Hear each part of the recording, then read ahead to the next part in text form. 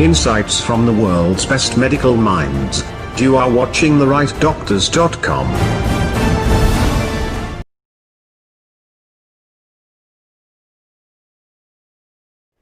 Hello, good afternoon, everyone from the World Health Organization headquarters in Geneva. My name is Alexandra Kuzmanovic from the Department of Communications, and it's my great pleasure to have with us today our senior laboratory expert, Frank Konings, who will be here with us to respond all your questions on COVID-19 laboratory and testing work that's happening around the world. So please ask your questions on Facebook and LinkedIn via comment section, and on Twitter use hashtag AskWHO. Good afternoon, Frank. How are you? I'm very fine. Thank you. Thank you very much for taking time to speak to our social media viewers and respond their questions. You have very interesting experience in past months in various regions and some missions in countries. So would you please share some highlights, what you have seen in the field so far? Sure, and thank you so much, Alexandra, again for inviting me to talk a little bit about the laboratory in the context of COVID-19. I'm actually trained as a virologist, and for the last couple of years I've been working at the World Health Organization. Always worked on laboratories and diagnostics, and for the first couple of years I was in Asia. Currently I'm in the Middle East and also working now here at the headquarters. What I do is I work with countries to set up diagnostics and detection mechanisms for infectious diseases. These infectious diseases need to be monitored very carefully, and the diagnostics really need to be in place in order to get rapid, accurate and safe results. In order to do so, we're not doing this alone. We're also working with other institutions, and also we have our country offices and regional offices. So we're really looking at a combination of all of these factors. So it's not just the testing itself, but it's also looking at the whole system of laboratories, how it comes together. With regards to COVID-19, what I'm working on right now, here at HQ, but also when I was in the Middle East, we really try to help the countries to support them with establishing these diagnostic capacities so that they can test themselves for COVID-19. And it also gives us the opportunity to closely monitor the virus. So that's sort of in a nutshell what we've been doing. We've had some country missions. I went to Iraq and Bahrain, and currently now I'm working with my colleagues here in the team for diagnostics at the Health Emergencies Program. Thank you, Frank. Thank you very much. Would you just give a bit of more information how these missions in Iraq and Bahrain went, and how your day would look like on a mission during COVID-19? Right. Actually, these are very good missions. They're very early on in the outbreak of COVID-19. The regional office, AMRO, put together a very diverse group of people and experts in different areas, like lab, I was responsible for that, but you also have infection prevention and control, surveillance, and so on. So during these missions, I went on site. I met with the senior government officials, visited also the Central Public Health Laboratory. And interestingly, at that time when we were in Iraq, we were working mostly in Baghdad. The center of the testing at that time was mainly at central level. And we had very good discussions also with the director of Central Public Health Laboratory and all the colleagues there, to see how we can expand the testing not only at central level but also move it to the decentralized, to sort of the labs outside of the capital. So those are some of the things that we were working on. Thank you, Frank. Very, very interesting and important as well to share what is the work we do in the field and to make impact in countries directly. So let's talk about testing now. There are different kinds of tests for COVID-19. Yeah. So would you explain to us what are the types of tests and what are the differences? Very good question, and actually I get that question a lot. Generally speaking, there are two kinds of tests. So one test looks at the virus itself, and that is a sort of a molecular test. And this is the one where they first swab your nose or your throat, and then do sort of a molecular assay on it to see if there's actual virus in your body. So it's an active infection, so you know the virus is there. Then the other type of test is what we call with a difficult word, serology test. So serology is based on taking blood and looking at what type of molecules your virus has or your body has produced against the virus. So it looks back in time. So you can see if your body has produced a virus, anything against the virus in terms of antibodies. So these kind of tests are actually quite useful if you want to better understand the spread of the disease. How far has it gone? Even though the people we are tested don't have an active infection anymore. So those are the two main kinds of tests. Thank you, Frank. So if you look at an individual level, so a person goes to a health facility and gets tested, like swab is taken, what happens between that moment until the person gets the results? What's the work behind the scenes in the testing and laboratory work? Yeah, so now you are getting into the area where I'm very active myself. For the testing, usually exactly as you say it, you see the swab being taken and then it disappears behind the door and you don't see it anymore. So what happens is so they take a swab, say as example we do the molecular test, for the active infection. So they take a swab, they put that in a tube, and that tube has a little bit of a liquid to keep the virus moist, so to say. Then they screw it, put a screw on it and put it in a Ziploc bag. Then they add also the patient information, because you just don't want the test to go by itself. You need to have the patient information there as well. Another Ziploc bag, and then it's transferred to the lab. So the lab could be on site where the test is being taken, but could also be elsewhere.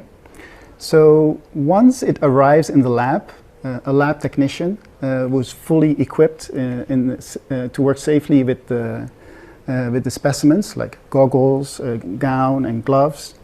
And then they take very carefully a particular volume out of that liquid that now has the virus in it. And what they do is they extract the genetic material of the virus. So once we have that genetic material of the virus, genetic material is basically what the recipe to make a virus. So it really describes all the letters that make up a virus. And then they put it in a particular machine to make more copies of that genetic material, because if you just have a little bit, you won't be able to see it. But if you make a lot of it, you're able to detect it. So once it goes through that test, a lot of these copies are being made, and at a certain point we are able to see it. There's a special chemical reaction that gives a bit of a light, and then we are able to pick it up how much is in that specimen. So that's how it works in terms of getting a positive result. There's no amplification if it's a negative result. That result then goes back to the healthcare provider and in turn to the patient. Thank you very much, Frank. You mentioned there is a sample, they put it in a zip bag, and then if there is no laboratory on site, it needs to be sent somewhere where the laboratory is. Yeah. Is there a time limit for how long the sample is good to be tested, or it can last for longer? Yeah. Very good question again, and there are actually too many elements to this particular transportation of the test. One is you need to maintain the quality of the specimen as it is being transferred to the laboratory, because if it's too warm, for example, the virus may degrade and you will not be able to detect it anymore. But what's really important is the turnaround time, because you want to get the test result as quickly as possible, because only then are you able to take the right public health measures.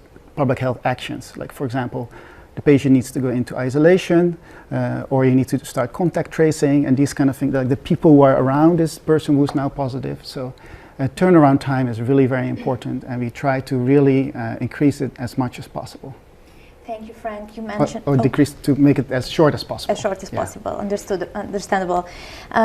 You mentioned transportation, you mentioned labs, but we have a health worker taking the sample. So how many people are involved in this process, and who are those people behind the scenes that we don't see actually? Right. We have a picture of a health worker and they are on the front lines, but there is a chain of people, I would say, who are involved in this process. No, you're absolutely right, and the people who are working in the labs are just the absolute heroes, if you ask me.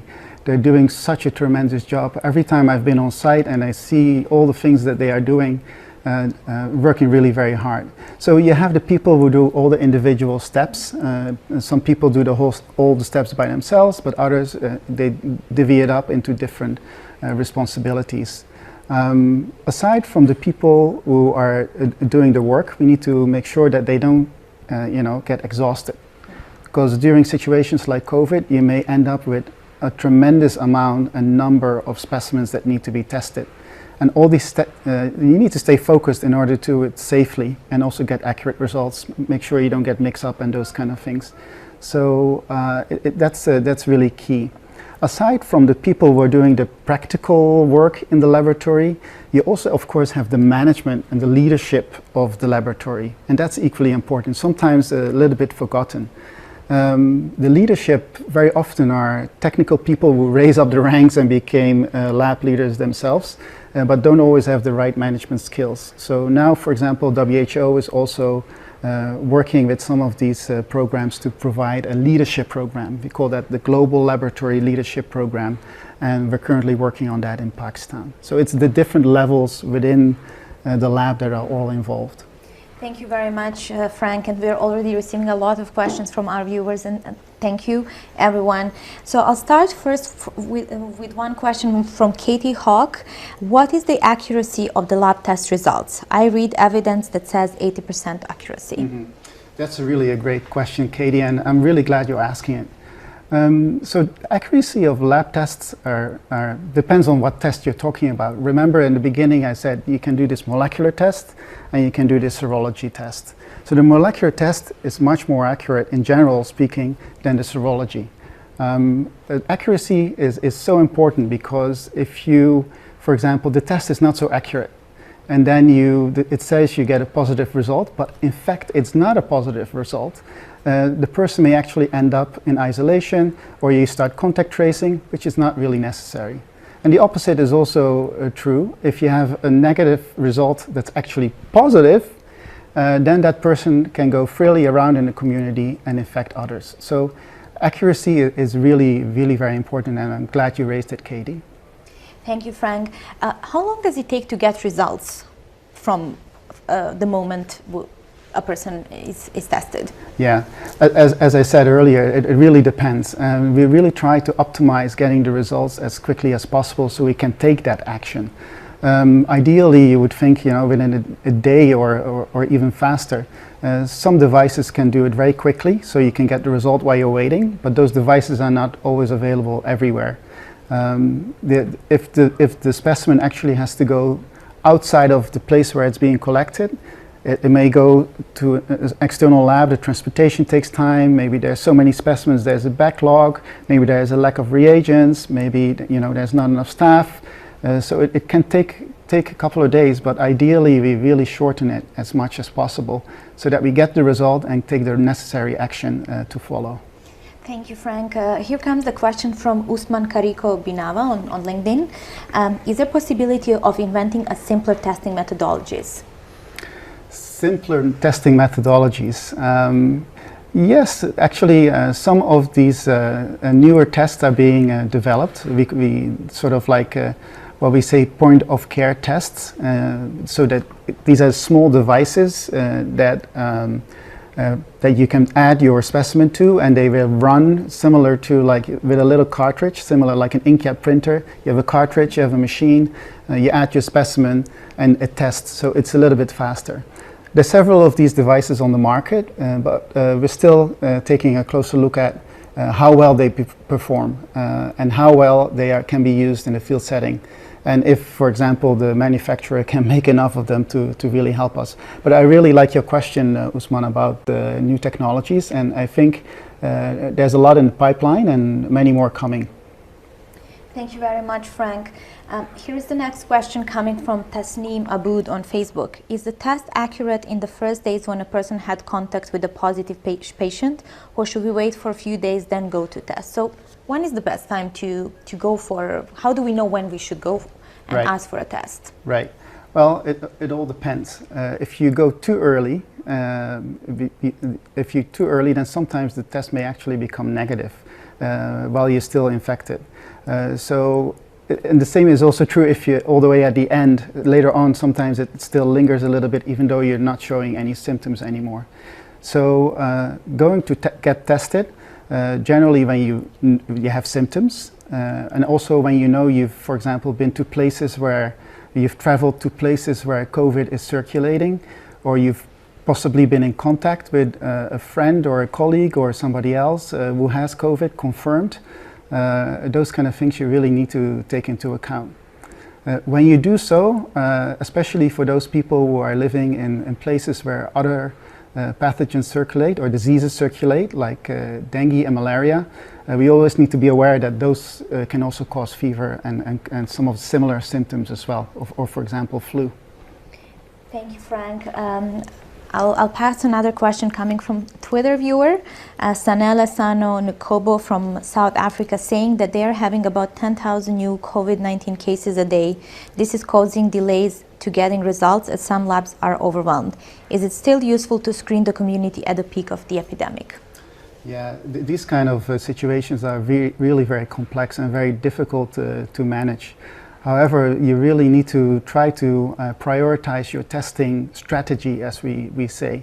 So sometimes when there's so many of these cases coming all at the same time, you may want to consider testing, for example, vulnerable people first, or healthcare workers, or some of those first cases in closed settings like schools or prisons or those kind of places. So usually you really need to take into account the local situation and develop a testing strategy around it. Thank you, Frank. So what are the biggest challenges to build laboratory capacities, and what we as WHO do to support countries to expand their capacities and test as many people as possible? Yeah, another great question. And this is actually something that I've been working on for all the time that I've been at WHO. And I'm giving you first a general answer and then a COVID-specific answer. The general answer is we need more political commitment and more political support for laboratories at national level. There really needs to be more attention and also an allocated budget for laboratories so that we can really build those systems properly. For COVID, the important thing is really something that we saw, really the international shortages of reagents. As I just explained, all the different steps that you need to do for doing the test, we weren't always able to get all these reagents to the right places and to the countries. So that was really a challenge. Some countries though, and I come back to Iraq again because that's a country I'm quite familiar with, they became quite creative and inventive and practical, which was really good. Like for example, I remember I mentioned that tube where you put in the swab to bring it to the lab. They couldn't find it anymore commercially, and they didn't know where to get it. And what they decided to do is actually to make it themselves. So they made the tubes with the liquid and the swabs and sterilized it and make it proper, and they were able to distribute that across the country. So sometimes these kind of creative solutions are really quite useful. Thank you very much, Frank. Here's another question coming from Jessie on LinkedIn. She says, with little information about immunity on COVID-19, what is the value of antibody tests? It's a very good question. I say that a lot, but all your questions are really quite good, so please keep them coming. The antibody tests, we really don't know how well these antibodies will neutralize for a secondary infection, for example. These studies are still ongoing. We all know that the virus has only been out there and that we know of for 6 months, and a lot has been done already, but still more needs to be done to really understand how this immunity fully works. But what you can do, for example, if you do these antibody tests, is get an understanding of how the virus has spread in the community. Like, are there any particular populations or areas that are especially affected by the virus, which you can see afterwards based on the antibodies that they have in the blood. So you can do some epidemiological studies or to see how the virus behaves and spreads. Thank you, Frank. At the beginning, you mentioned your background is actually in virology. Could you tell us a bit more about the virus itself? Okay. Yeah, my background is in virology. I'm trained as an HIV virologist, and I'm doing a lot of work that is now becoming very handy with COVID. So COVID is caused by a virus. It's called a coronavirus.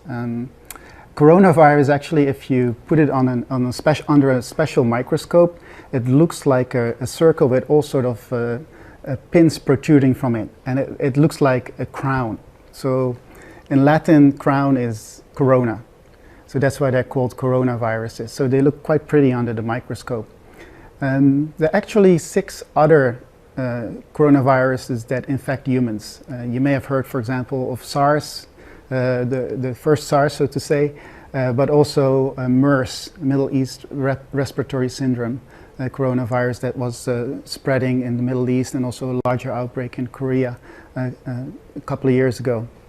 So this SARS coronavirus 2 actually has its genome, or its DNA, or what codes for the virus, is about 30,000 letters. So those 30,000 letters are sort of the recipe for the virus to make another copy of itself. So when it does that, so the virus, remember those spikes that are on the outside, they attach to a human cell. A virus is many times smaller than a human cell, and then it attaches, it fuses, and enters. And then it takes over part of the mechanisms inside the cell and produces more copies of itself. The cell bursts and gets released, and then the virus is being spread again. So one of the important things that actually we need to know when we talk about SARS-CoV-2 is that when it replicates itself, when it copies itself, it has a unique feature. And the feature is called proofreading mechanism. So it's basically, when it makes a copy of itself, it checks every time if it puts in the right letter. So if it makes a mistake, it takes it out and adds a new one in there.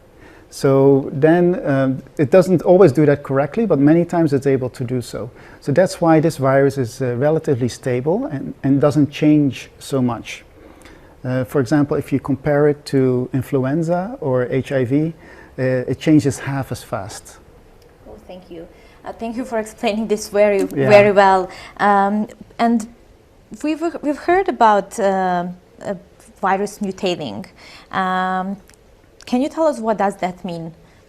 You mentioned that this virus, SARS-CoV-2, is pretty stable, but in general, what does it mean when we say virus is mutating? Mm-hmm.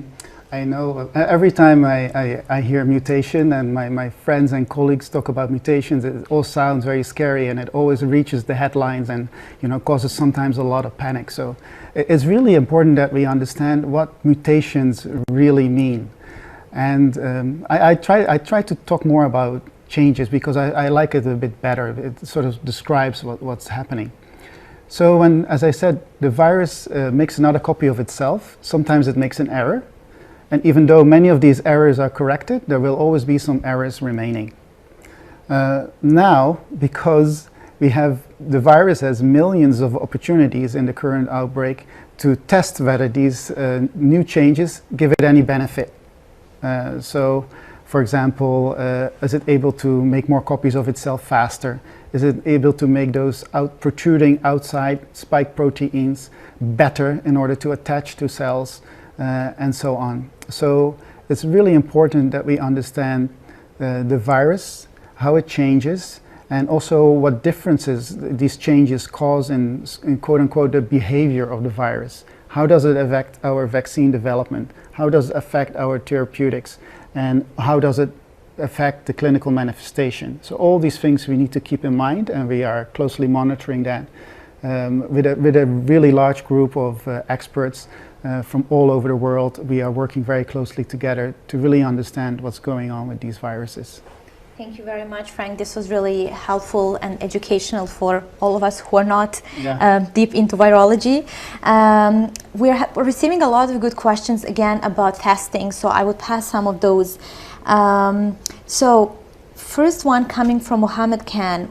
Do we use a specific, can we use any laboratory to do COVID-19 testing, or we need special infrastructure for that? Yeah, this is a very good question, Mohammed, and thanks for asking it. The laboratories that are working on COVID depends on the type of test that you're doing. The regular test, like a molecular test that I just referred to see if you have an active infection, usually you need to have a pretty good setup, a professional setup to do that kind of testing. With really well-trained laboratory staff, very well equipped, and so on. That can be both in the public sector, can be in the private sector, but we really need to make sure that what they are doing gives you the right result, and the right result you can trust and actually work with. Thank you, Frank. The next question is from Manoy Goel. How do we ensure accuracy of the results from various private labs? Is there any kind of control and audit mechanism put in place by WHO or national health authorities? Yeah, that's interesting, and I get that question quite regularly. And these kind of quality control mechanisms generally come into play at national level. Even though many of these tests are being evaluated through mechanisms at WHO or external evaluations or national regulators, ideally we hope that people buy tests that we fully understand how they work and that their results are reliable. Unfortunately, it also happens that some of the tests that come on the market haven't been fully evaluated, and the results are not always as accurate. So as soon as we find out about that, we try to really work with the national authorities to no longer use that test. But it really depends on national authorities, local regulations, and how well they monitor the different types of tests that are on the market. Thank you very much. Here is a next question from Detricia Coleman. How often shall people get tested, especially teachers who are being forced to go back into classrooms? Right. That's another good question. Actually, it's a little bit beyond the scope of the type of work that I'm doing, because the work is more about what type of test, how to test, and how accurate are the results. But one thing that I can tell you, though, is that if you test for a virus negative 2 days ago, you still have that 2 days in between that you can get reinfected. So it's really a snapshot in time that tells you whether you're infected or not. So immediately after, you could get another infection. So this is quite a complex and complicated discussion. I don't think I would be the right time to go into depth right now. We can always follow up in writing, and also you can visit our website for all the guidances that we produced during this outbreak. Here is the next question coming from Atib Ahmad. Could testing capacity be decentralized to our communities, like in case of tuberculosis, for early detection and treatment at community level? Yeah, this is something that we are looking into, because a lot of the testing, as I mentioned, initially started at national level, and then slowly it trickled down to subnational level, and now we even try to get it to more remote settings as well, as best as possible. So there are different types of tests and equipment that you would use at those different levels. Like, you can imagine when you're at national level, you have a large laboratory, you have a large instrument or device that can test many samples. When you go to like level below, you have a smaller kind of device that can test not as many, but still quite accurate. But when you go to like a very rural area or like a Pacific Island country, sometimes it's not always possible to get such a lab set up there. So we're looking into options and possibilities that can help countries there, possible with these new technologies that I mentioned earlier on in the session. Thank you very much, Frank. Here's another question coming from Muhammad. What factors can affect the accuracy of the COVID-19 test results? Oh, so many can affect the quality of a test. It ranges all the way from how the test is produced, how the test is stored, how the sample is applied to the test, how the quality of the sample. There's so many factors, and when these evaluations take place, we really scrutinize the device or the test itself to make sure that it works the way it should. Thank you, Frank. So if the results fluctuates from positive to negative or back, why is that happening? Do we know? Yeah. We see that not very often, but it does happen. especially when somebody has clinically recovered, and then later on after recovery, we sometimes see maybe even twice negative, and then all of a sudden there's another request for a test, molecular test, and it pops back off positive. What could be the case, and we're still looking into what's really happening, is that the virus is just lingering on, or maybe not just the virus, the entire virus, or just pieces of it, just among the limit of detection. So there's a limit of detection for each test, including the molecular test. So if you're fluctuating along that line, either it's positive or it's negative. So it is possible, and we have seen it. Thank you, Frank. And what happens if there are no tests? What should we do then? Yeah, that's a very unfortunate situation. When you have no tests, then you really have to rely on your clinical manifestation, your travel history. You would have to work very closely with your doctor to really find out how you can get tested, if your specimen could possibly go somewhere else. But really then you really have to take the whole big picture into consideration to explain the different diseases that you have. Like, for example, maybe there's no test for COVID, but there is a test for malaria, or there is a test of dengue, just ruling out the possibilities and understanding the context.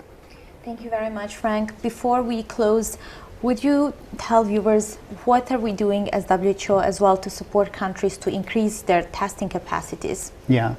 When I say WHO, actually it's WHO together with all its partners and institutions. I mean, this is really a joint effort. We are working with so many international organizations, so many experts from so many laboratories all over the world, and we are doing a lot of stuff together. For example, we're trying to really get all the reagents, all the equipment to the right places, even hard to reach places like countries with fragile health systems. They also need to test.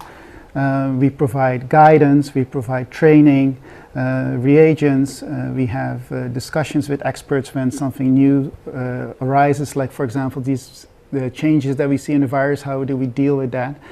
We evaluate assays together. So there's lots and lots of work going on. And I'm sitting here now at the headquarters level in Switzerland, but I know that my colleagues who are in the regional offices, we have 6 regional offices, and especially the ones who are in the country, my colleagues in the country, they're doing really a lot of work also to support immediately the countries with the development and establishment of these lab testing capacities for COVID-19. Thank you very much, Frank. And here's the very last question we received from Liard Letrom. Is it advisable to have yourself tested even if there is no manifestation of symptoms of COVID-19? Yeah, that really depends on your situation and your context, because I don't really have the full picture of your question. It depends on where you are. Is there a lot of virus circulating in your area? What has been your exposure? Have you been to the hospital? Have you been to a long-term care facility where there is an outbreak? Is there anything that sort of triggers that testing that you need to do? So there's a bigger context than just doing the test itself. Thank you very much, Frank. And I would say thank you everyone for watching us from South Africa, Australia, the US, India, Indonesia, Philippines, Peru, Thailand, Mexico, UK, Sri Lanka, Nepal, Japan, Vietnam, and many others. Frank, many thanks to you for responding our viewers' questions, and thank you for asking your great questions. For more information, you can always follow our social media channels or visit our website. There is the biggest source. This is the biggest source of all our work and updated information. Or tune in into our weekly pressers with our senior leadership on COVID-19. Thank you very much. Thank you very much. Insights from the world's best medical minds. You are watching TheRightDoctors.com.